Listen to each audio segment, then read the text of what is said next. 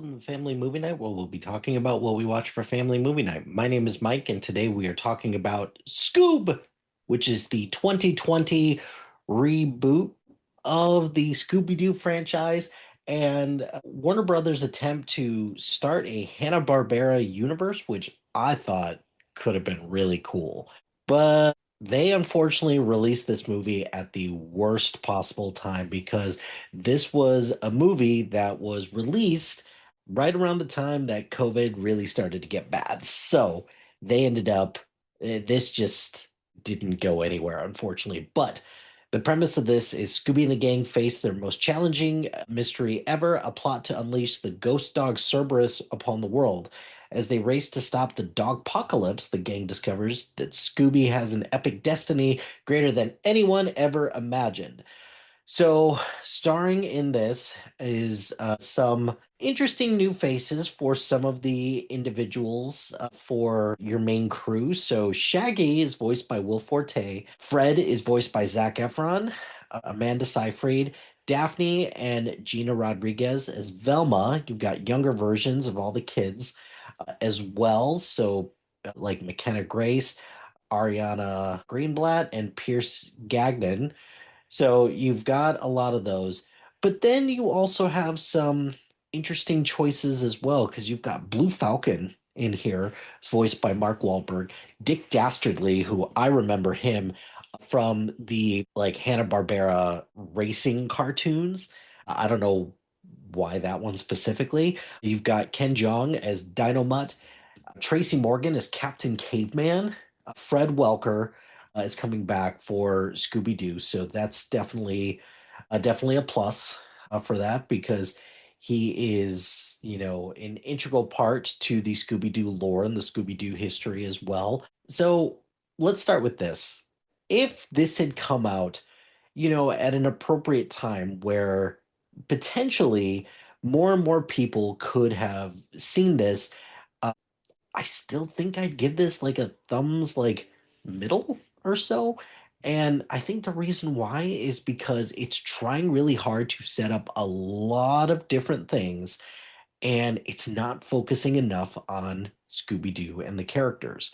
Now, your main problem that you're going to run into with this as well is that this plot is ridiculous because the ending in particular, kind of just has Scooby-Doo as somewhat part of like a royal lineage from for dogs, which fine, okay, whatever, no big deal. But just the way that that's used, it kind of undercuts the relationship that Scooby and Shaggy have with one another in order to give a good plot twist because that is the crux of this story is the relationship between Scooby-Doo and Shaggy and how they eventually as a tandem get connected with Fred, Daphne, and Velma.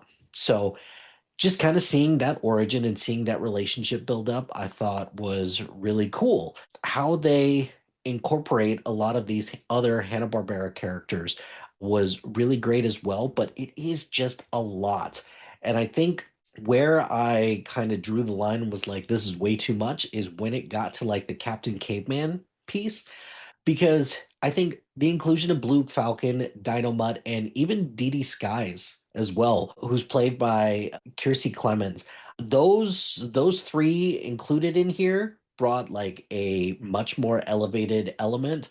Jason Isaacs bringing Dick Dastardly to life, that's just a whole other side of him that I didn't think he could really do.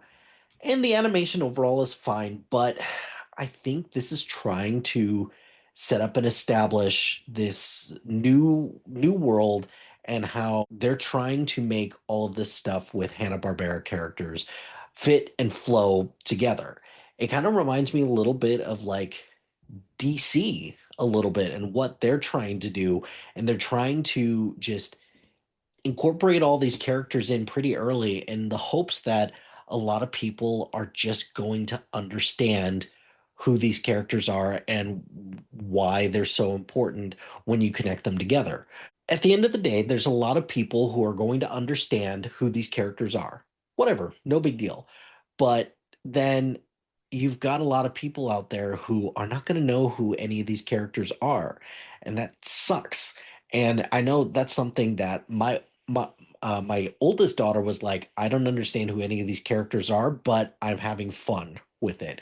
And that's, I think, the key demographic that they needed to hit on. And I just think, unfortunately, that this coming out in 2020, right as the pandemic was starting to like kick off, just kind of stinks for that. I don't see a whole lot of scenarios where this kind of makes it beyond, just an attempt to, establish this as an attempt to establish this as like a shared universe that could have some like higher reaching implications moving forward, but I don't think that's going to happen, unfortunately. This also was very funny. I enjoyed it quite a bit.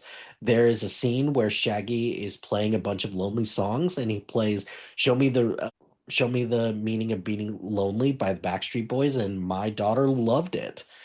I think just the jokes and the voice work in this are pretty great. It doesn't get like incredibly scary or anything like that, but it does get a little intense at times. So for just a word of caution to all those people out there who are like, I'm not sure if I want to watch this. Like, there are times where it gets a little intense. So overall, the I think the key takeaways from this is that, I learned like who some of these other Hanna-Barbera characters are, and just a casual reminder as a fan of a lot of the Hanna-Barbera characters before that there's a lot to love with this group, and Shaggy and Scooby, their relationship is just the key to all of this. I didn't think that wanting to know more about their relationship mattered a whole lot at the end of the day, but it did, surprisingly. And I think Warner Brothers is just leaving a lot on the table, especially from an animation standpoint, because the more that we can get from these like animated shared universes, the more like kids get involved. Nintendo's starting to do that now, so I think it's not too late for the Hanna-Barbera universe to make a comeback, because I know for me, just introducing this to like a newer group of kids who don't get to watch this consistently on cable or anything like that, like I did as a kid. It's the same thing like with Looney Tunes as well. Anytime that I go to Six Flags with my kids, they're like, I don't know who any of these characters are. So it kind of breaks my heart, but I think it's something that Warner Brothers should try to invest a little bit more time in, but you and I both know that they're never going to do that. So those are my thoughts on Scoob. What did you think? Did you think that this was a fun attempt to, expand this universe and to, bring more people to Scooby-Doo lore, or is this one that just fell through the cracks because of COVID? Let me know in the comments below. That's going to do it for this episode of Family Movie Night. Be sure to like, rate, and subscribe to Anything and Everything SPDM Crew wherever you get your podcast. Join us on social media on Facebook, Instagram, X, Threads, YouTube, LinkedIn, and Blue Sky at SPDM Crew. Check out our website at. Follow us on Letterboxd at MLHilty2452 and follow our list labeled Family Movie Night. Shout out to HiFlyer Creative Studios for making our awesome logo. Greatly appreciate their support.